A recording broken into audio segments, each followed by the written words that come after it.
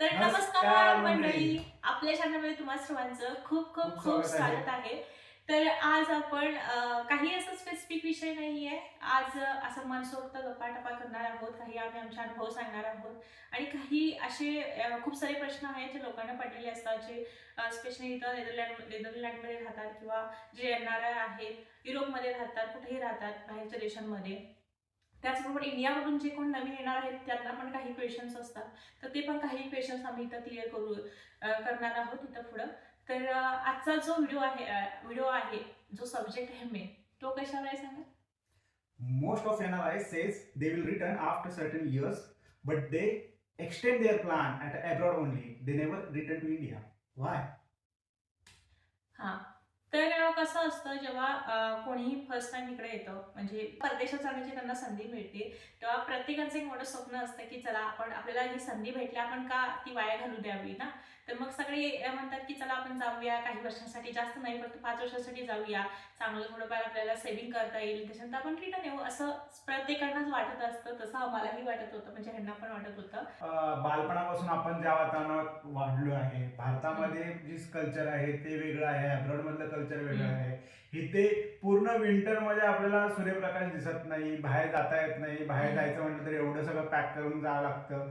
त्यामुळे आपली शारीरिक हालचाल होत नाही, त्यामुळे वजन वाढलं जातं. बऱ्याच अशा गोष्टी प्रॉब्लेम्स येतात. एकटे एकटेपणा वाटतं. अशा सगळ्या गोष्टीकडे बघितलं तर असं वाटतं की ना, अरे हे सगळं सोडून देऊया, इंडियात जाऊया. आणि हं. नंतर मग जेव्हा आपण इंडियात जातो आणि तोच जेव्हा तापमान जेव्हा असतं मुंबईचं जे तापमान आहे, हं, हं. 35 नॉर्मल 30-35 डिग्री टेम्परेचर असतं आणि इकडचं जर बघितलं तर हायेस्ट टेम्परेचर तुमचं 22 ते 25च्या वर जातच नाही इकडचं. मग इकडच्या तुम्हाला क्लायमेटची जे वातावरण असतं त्याची सवय झालेली असते. एअरपोर्टला उतरल्या उतरल्या होतो. हं. आपल्याला अक्षरशः घाम यायला लागतो. तर एकदम तगजून असतो की बाबा आपल्याला इंडियाला जायचं, इंडियाला जायचं. हं. पण जेव्हा विमानातून उतरतो माणूस आणि एअरपोर्टच्या बाहेर जेव्हा पडतो, तो एकदम घामाघूम होऊन जातो. मग त्याला वाटतं की रिॲलिटी त्याला कळते की आपले शरीर हे ऍडजस्ट झालेलं आहे अब्रॉडच्या टेम्परेचरला. हं. आणि आता ते इंडियाच्या एवढ्या तीव्र तापमानात राहू शकत नाही. आपलं मग तसं इरिटेशन परत वाढू लागतं. बरोबर. हां, ते पण आहेच आणि त्याचसोबत कसं असतं इकडं जर तुम्ही बघितलं जसं की ह्यांनी मगाशी म्हटलं, की तुम्हाला खूप म्हणजे एकटं-एकटं वाटतं वगैरे. तर इकडच्या वातावरणाची थोडीफार सवय झालेली असते. पण जेव्हा तुम्ही इंडियामध्ये जाता कारण खूप सारे म्हणजे तिकडं जे लोकं असतात, येणं-जाणं जास्त असतं म्हणा किंवा मोठ्या फॅमिलीज असतात आणि ते कुठेतरी माइंड म्हणजे जे पीसफुलनेस जो असतो तो कुठेतरी इंडियामध्ये कमी आहे. तो मिळत नाही असं पण खूप जणांना वाटतं. जे की इथं मिळतं आणि ते तिथं मिळत नाही. मग असं दोन्हीकडून पण म्हणजे पॉझिटिव्ह आणि निगेटिव्ह दोन्ही पण जसं पॉइंट आहेत. प्रत्येक प्रत्येक नाण्याच्या ह्या हं, दोन बाजू असतात, पॉझिटिव्ह हं. असतात, निगेटिव्ह असतात. हां, तसंच इकडे पण काही कॉन्स आहेत, तिकडे पण काही कॉन्स आहेत. मग आपण कुठे जास्त प्रायोरिटी द्यायची हे आपल्याला ठरवायचं आहे. हां. हे ज्याच्या त्याच्यावर अवलंबून आहे. तर आता आम्ही जे बोलणार आहोत ते आम्ही आमच्या पर्सनल एक्सपिरियन्सवरून बोलणार आहोत. तर एक्झॅक्ट 1 वर्षाच्या पाठीमागं आम्ही म्हणजे आमचं सगळं काही सोडून आमची जे काही सगळं सगळं फर्निचर होतं आमचं, जे काही सामान होतं ते सगळं आम्ही त्यावेळी 1 वर्षाच्या पाठीमागं सगळं विकून आम्ही डायरेक्ट इंडियाला गेलेलो होतो, की आता आम्हाला इथं राहायचं नाहीये आणि आम्ही आता इंडियाला जातोय, असं आम्ही आमचे जे जवळचे फ्रेंड होते त्यांना सगळ्यांना आम्ही सांगितलेलं होतं. ह्याच्या मागची थोडीशी मी पार्श्वभूमी सांगतो. मी जेव्हा 2020 मध्ये इकडे आलो, तेव्हा मी ठरवलेलं की 2025 मध्ये मला इंडिया परत जायचं आणि हं, तिथेच मला काम करायचंय. हं. तर असं म्हणून मी ठरवलेलं. का ठरवलेलं? कारण इथे 5 वर्ष जो असतो की फक्त नेदरलँड असा देश आहे मला असं वाटतंय, की जिथे एक्सपॅट्सला म्हणजे जे बाहेरून लोक येतात, जिथे काम करतात, त्यांना अट्रॅक्ट करण्यासाठी त्यांना टॅक्समध्ये कन्सेशन दिलं जातं. 30% कन्सेशन हे दिलं जातं. आणि 5 वर्षानंतर मग नॉर्मल जे डच पब्लिक आहेत, जे सिटिझन आहेत, जे 50% टॅक्स त्यांना भरावा लागतो, तसं आपल्याला पण टॅक्स लागणार. मग आता आपण जे कमवणार त्याचा अर्धा पगार टॅक्सला जातोय. असं म्हटल्यावर मग मला असं वाटतं की इंडियाच बेटर आहे ना. इथे आपण कशासाठी येतो की पैसा कमवण्यासाठी, काहीतरी सेव्हिंग राहावी आणि पुढे जाऊन ते इंडियामध्ये आपल्याला इन्व्हेस्ट करता येईल, यासाठीच आपण येतो. मग ही थोडीशी पार्श्वभूमी त्या बाबतीत. हां, तर मग तेव्हा आम्ही सगळं ते विकून वगैरे आम्ही इंडियाला गेलेलो होतो. मग तिथं मग गेल्यानंतर जॉब पाहिजे होते. मी जेव्हा बघत होतो तेव्हा मला मिळत होते जॉब्स वगैरे, पण ते मी मुंबई पुण्यामध्ये, कारण पुण्यामध्ये आम्ही आमची फॅमिली सगळी एकत्र राहते आणि मला त्यांच्याबरोबर राहायचं होतं, मला पॅरेंट्स बरोबर राहायचं होतं. त्यामुळे मी म्हणत होतो की पुण्यामध्ये जॉब बघूया. पण पुण्यामध्ये मला जे पॅकेज मिळत होते ते खूपच कमी मिळत होते आणि मानासारखे पॅकेज हे बेंगलोर वगैरे ह्या ठिकाणी, चेन्नई, बेंगलोर ह्या ठिकाणी मिळत होते. पण मग तेच होणार की आपण परत फॅमिलीपासून दूर राहणार. मग त्यापेक्षा इकडे जे सेटअप आहे, आणि दुसरं एक कारण म्हणजे मला फॅमिली म्हणजे पॅरेंट्सबद्दल विचार करायचा होता. पण माझे पॅरेंट्सच म्हणत होते, कारण ते जेव्हा 2023 मध्ये पूजासोबत आले होते तेव्हा त्यांनी ते एन्जॉय केलं, पाहिलं. आमचं लग्न 2022 मध्ये झालेलं आणि त्याच्यानंतर मी काहीतरी 6 महिन्यानंतर इथं आलेले आणि मी आधी आले एक आठवडा आधी पुढे आलेले, त्याच्यानंतर लगेच त्यांनी आलेले सगळे घरचे, म्हणजे आई बाबा वगैरे दाजी हे सगळेच आलेले, सगळ्यांनाच बोलवलेलं होतं. मग त्यांनी हे 1.5 महिना होते ना इथं, तर 1.5 महिना त्यांनी इथं राहिले, फिरले, त्यांना इथलं वातावरण माहिती आहे, कसं इकडचं लाईफस्टाईल कशी आहे हे माहिती आहे. आणि ते जेव्हा स्टार्टिंगला आले यायचं होतं इकडं ना, आम्ही त्यांना बोलवत होतो तेव्हा नाही म्हणत होते, पण जेव्हा ते इथं राहिले ना तेव्हा त्यांना ऍक्च्युअल समजलं की इकडची लाईफस्टाईल काय आहे, कसं आहे, तर ते खूप आवडलं त्यांना. मग ते स्वतःच मग म्हणायला लागले. स्पेशली माझे जे पप्पा आहेत ते मी जेव्हा त्यांना म्हणत होतो की मला आता हे सोडून मी आता येतोय इंडियामध्ये, तर ते म्हणत होते की कशाला येतोय, इथे एवढं सगळं पोल्युशन आहे, हे आहे, आणि तू तिथं असलास तर आम्हाला पण तिकडे यायला मिळेल संधी. मग मला ते मनाला पटलं की बाबा बरोबर, मी जर इथं राहिलो तर माझ्या आईवडिलांना दरवर्षी किंवा दर 2 वर्षानंतर मी इकडे बोलू शकतो आणि त्यांना ह्या वातावरणाचा पण आनंद घेता येईल. आणि खरं म्हणजे जेव्हा इकडे ते येतात तेव्हा मग सायकलिंग वगैरे, सकाळी 7 वाजल्यापासून सायकलिंग करतात, ऍक्टिव्ह राहतात, सगळे गोष्टी तिकडे पण तसे ऍक्टिव्ह असतात. पण तिकडे पोल्युशन जेवढं आहे ते इथं नाहीये, तर त्यांना फ्रेश वाटतं, मस्त वाटतं. आणि उन्हाळ्यामध्ये आले त्यामुळे त्यांना खूप छान वाटत होतं. आणि असं नाही की आम्ही इंडियाच्या कुठल्या गोष्टी असं हे करतोय, पण ज्या रियालिटी आहे ती आहे रियालिटी, नाही त्याला आपण हे नाही करू शकत. तर आहे, आणि आपल्या पण इंडियामध्ये अजून गोष्टी चांगल्या होऊ शकतात, अजून म्हणजे चालू आहे काम तिचं सरकारकडे असं दिसतंय, जे काही आहे ते होऊ शकतात. आणि इन फ्युचर आम्ही तर नक्कीच इंडियामध्ये आम्हाला यायचंच आहे, पण आम्ही जस्ट काही वर्ष एक्सटेंड केलेली आहेत. तेच आम्हाला आमचा एक्सपिरियन्स शेअर करायचा आहे, कारण मागं पण आमचे फ्रेंड्स पण जाणार होते इंडियाला, त्यांनी पण आम्हाला विचारलं की तुम्ही जाणार होता मग आणि काय रिटर्न आलं, आणि असे खूप सारे प्रश्न लोक विचारतात की नेदरलँडला यायचं तर काय कसं आहे तिकडची सिस्टम, आता हे 30% रुलिंगच बघा तसं, किंवा जे जाणार आहे ते इंडियामध्ये मग जाऊन मग काय कसं म्हणजे जॉब भेटतात का, काय कसं लाईफस्टाईल वगैरे, असे पण क्वेश्चन्स असतात. आणि लोक पर्सनली म्हणजे इंस्टाग्रामवर पण करतात, काही असेच रिलेटिव्ह किंवा त्यांचे फ्रेंड्स म्हणा, वेगवेगळे लोक पण मेसेज करतात आम्हाला. मग ह्याच्यातून वाटलं की आम्हाला नाही, हा आपल्याला व्हिडिओ बनवायला पाहिजे. मग असंच ओपनमध्ये जो काय आमचा एक्सपिरियन्स आहे, जे काही क्वेश्चन्स आहेत ह्या बेसिसवर आम्ही हा व्हिडिओ बनवतोय. तर तुम्हाला पण जर काही क्वेश्चन्स वगैरे असतील तर ते तुम्ही आम्हाला मेसेज करू शकता, आम्ही नक्कीच त्याचा उत्तर देण्याचा प्रयत्न करू. हो. आणि मला एक थोडंसं ऍड करावं वाटतं, जेव्हा आपण हा डिसिजन घेतो की इंडियामध्ये जावं, आपल्याला असं बऱ्याचदा वाटतं की म्हणजे जेव्हा विंटर चालू असतो किंवा जेव्हा निराशाजनक वातावरण असतं किंवा एकदम जे ड्रॉबॅक्स आपल्याला हायलाईट होत असतात, तेव्हा आपल्याला असं वाटतं की काय आपण इथं राहतोय, इंडियामध्ये राहायला पाहिजे. किंवा गणपती उत्सव आहे, सणासुदीच्या काळामध्ये जरा लग्न जास्तच असतात. ते वाटतं की आपण आपल्या फॅमिली सोबत असायला पाहिजे. सांगण्याचा उद्देश हाच होता की बाबा जेव्हा आपल्याला असं ड्रॉबॅक वाटतं तेव्हा असं वाटतं की इंडियात जावं. पण जेव्हा इंडियात आपण जरी 1 महिन्याच्या सुट्टीवर तरी गेलो तेव्हा आपल्याला असं वाटतं की म्हणजे आपल्या शरीराला खूप अशी सवय झालेली असते. आणि अजून पण एक गोष्ट जर सांगायची म्हटलं टॉयलेटला बसायचं. हा, तेच माझा पॉईंट होता. आपले जे नॉर्मल जे टॉयलेट असतात ना, जे आता जर तुम्ही व्हिलेज मधून म्हणजे गावाघरातून जर असाल तर, आता आम्ही राहतो पुण्यामध्ये, तिथं आमच्याकडे सगळे आहे, दोन्ही पण टॉयलेट आहेत. तर म्हणजे कमोडवाले पण आहे, साधं सिंपलवाले पण आहेत. पण जेव्हा तुम्ही गावाकडे जातात, गावं असतात तिथे सगळ्या लोकांना वगैरे भेटायचं, तर त्या घरांमध्ये साधे सिंपलवाले असतात आणि तो प्रॉब्लेम होतो, कारण आपल्याला इकडची लाईफस्टाईलची सवय झालेली आहे ह्या गोष्टीचा. काही जणांना असं वाटू शकते की काय एवढं काय त्याच्यामध्ये, पण जेव्हा तुम्ही रिअलमध्ये इथे राहता ना तेव्हा तुम्हाला समजेल की किती अवघड असतं.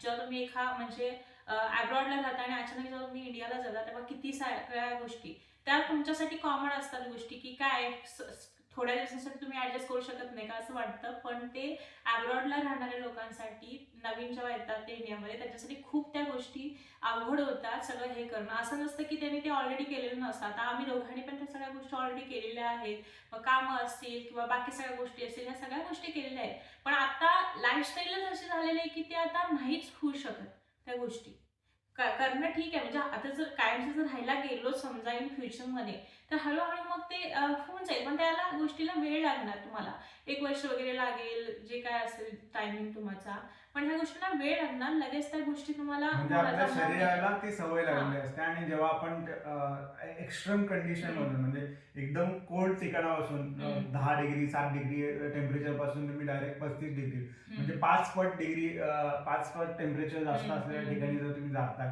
तर शरीराला पण खूप प्रॉब्लेम होतात की ऍडजस्ट होण्यासाठी.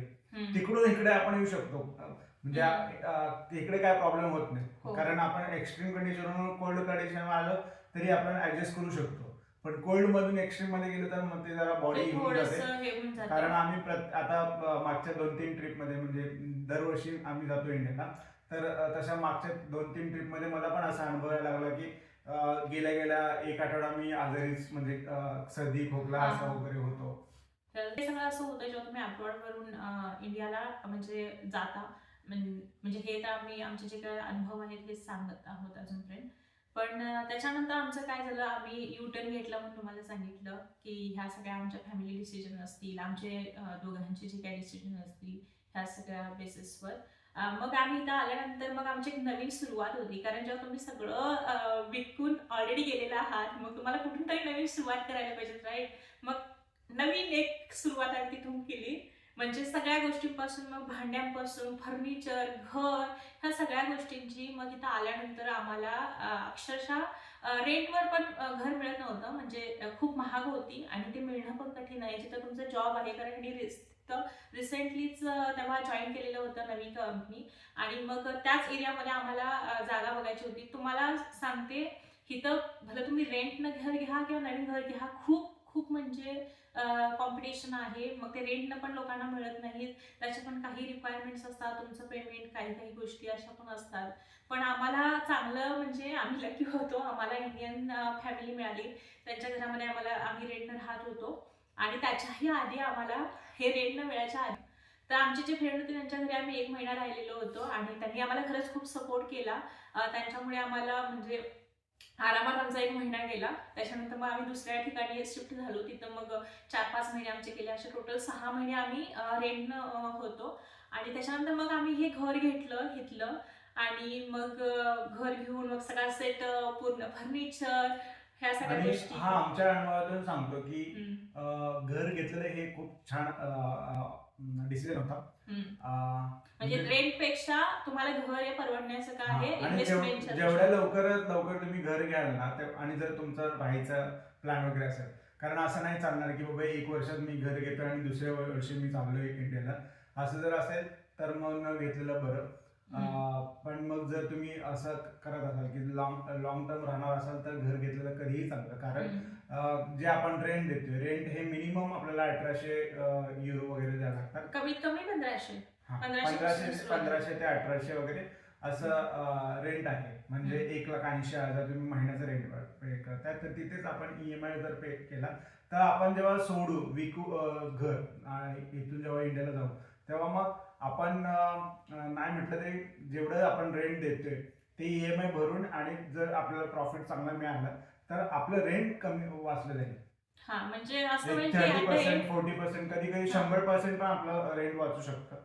मग हे नेहमीच प्रॉफिटेबल आहे डिसिजन.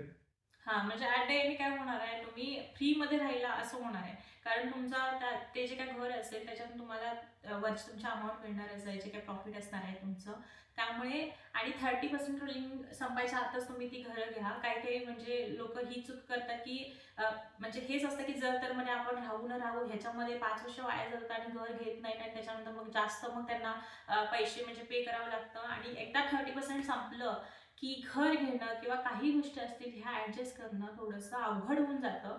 मग जर तुम्ही दोघं पार्टनरचं कामाला असतील तर ते चांगली तुमची लाईफ जशी आधी चालू होती तशी चालू शकते. पण जर 30% रुलिंग संपलं तर एका सॅलरीवर घर चालवणं अवघड आहे इथं. आणि आजकालच्या जगामध्ये दोघंही नवरा बायको काम करणं तेवढंच महत्त्वाचं आहे. आधीच्या काळामध्ये होतं एकटा नवरा काम करतोय, बायको घरात राहते, हे करते, हे चालायचं आधी. पण आता असं अजिबात चालत नाहीये. हे प्रत्येकाच्या फायनान्शियल ह्याच्यावर पण डिपेंड करतं. जर तुमचा वगैरे किंवा तुमचे आधीचे जर काही सेव्हिंग्स वगैरे असतील ते चांगल्या जर असतील तर तुम्ही ऑफकोर्स तो डिसिजन घेऊ शकता. हे ज्याच्या त्याच्यावर आहे, हे आम्ही ऑलरेडी आधी पण म्हटलेलं आहे. पण 30% रुलिंग संपल्यानंतर तुमचा 50% जो सॅलरी आहे ती टॅक्समध्ये कट होऊन जाते. पण हे कट होऊन जाते म्हणजे जर तुम्ही लॉंग टाईमसाठी बघताय ना, म्हणजे की तुम्हाला म्हातारपण पण जर इथंच घालायचे ह्या देशामध्ये, तर तो बेस्ट डिसिजन असणार आहे तुमच्यासाठी. कारण सरकारच तुम्हाला मग सगळं जो काही तुमचा Pension. खर्च आहे, पेन्शन तुम्हाला मिळते एव्हरी सोशल मंथ. फंड मध्ये तो जो आपण टॅक्स पे करतो तो हम्म. सोशल फंड मध्ये जमा होतो आणि तो आपल्या नंतर मग लास्टला म्हणजे 67 इयर्स नंतर मग रिटायर जेव्हा होतो आपण तेव्हा पेन्शन रूपाने आपल्याला सरकारकडून मिळत राहतं. मला जर घर घ्यायचं असेल तर इथे दिलेल्या लिंकवरती जा आणि आम्ही टिप्स काही सांगितल्या आहेत त्यात नक्की बघा, नक्कीच तुम्हाला फायदा होईल. हा, म्हणजे जे घर बाय करायची जी काही प्रोसेस आहे ती आम्ही ह्या व्हिडिओमध्ये दिलेली आहे. आणि खूप सारे असे आहेत, कॉस्ट ऑफ लिव्हिंग काय आहे त्याच्यावर पण व्हिडिओ बनवलेला आहे. कुठल्या एरियामध्ये तुम्ही घेतला तर किती पर्यंत तुम्हाला रेंट भेटेल, किंवा टोटल वर्षाचा जो काही टोटल तुमचा महिन्याचा जो खर्च आहे, जर तुम्ही कपल असाल तर त्याच्यासाठी किती खर्च असेल, फॅमिलीसाठी किती खर्च असेल, स्टुडंट असाल तर त्यांच्यासाठी किती, ह्या सगळ्या गोष्टी आम्ही त्याच्यामध्ये एक्सप्लेन केलेल्या आहेत. त्या आता आम्ही ते एक्सप्लेन करणार नाहीये, पण थोडासा ओव्हरव्ह्यू तुम्हाला देतोय की अशा अशा ह्या गोष्टी आहेत. त्यामुळे स्टार्टिंगपासूनच ह्या ज्या गोष्टी आहेत घराच्या वगैरे किंवा ज्या काही तुमच्या सेव्हिंग्स आहेत त्या 30% रुलिंग संपायच्या आधी हे सगळे डिसिजन तुम्ही घ्या. एकदा 30% रुलिंग संपलं की गोष्टी ज्या आहेत असं नाही की खूपच अवघड होऊन जातील. सगळ्या गोष्टी सगळ्या व्यवस्थित होतात. तुम्ही बऱ्यापैकी सेव्ह पण करू शकता, पण एवढी नाही करू शकणार जेवढी तुम्ही 30% रुलिंग असताना करू शकता. तर त्याच्यासाठी जो आमचा एक्सपिरियन्स आहे तो आम्ही तुमच्यासोबत शेअर करायचा प्रयत्न करतोय.